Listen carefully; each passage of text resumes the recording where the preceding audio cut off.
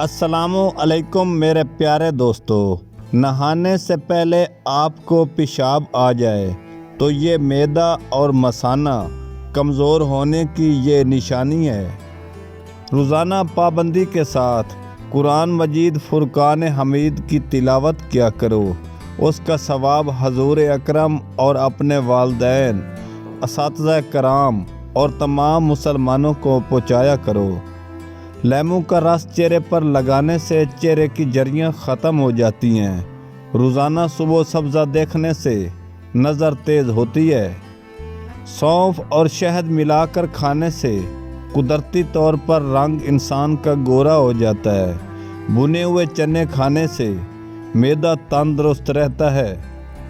گھر میں رزق کی تنگی ہو جائے تو صبح کو اٹھتے ہی نماز کے بعد استغفار کی تسبیح ضرور کیا کرو، انشاءاللہ رزق کی تنگی دور ہو جائے گی۔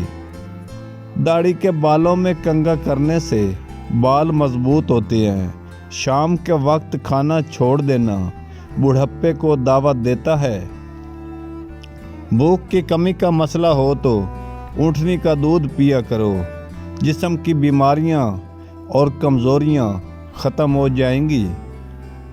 رات کے سوتے وقت سوچنے سے آپ کی نیند بے حد متاثر ہو سکتی ہے۔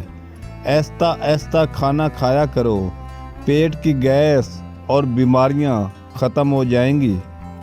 جو کھانا کھانے کے فوراً بعد سونے کے عادی ہوں وہ جلد بوڑھے ہو جاتے ہیں۔ زیادہ کالے کپڑے پہننا وہم کی بیماری ہے۔ بواسیر کی بیماری ہو تو میتھے کی چٹنی بنا کر کھائیں۔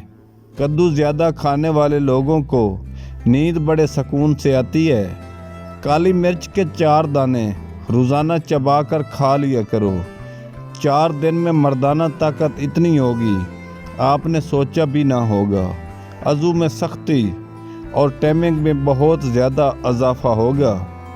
والدین کی خدمت کرنے سے رزق میں اضافہ بہت جلدی ہوتا ہے۔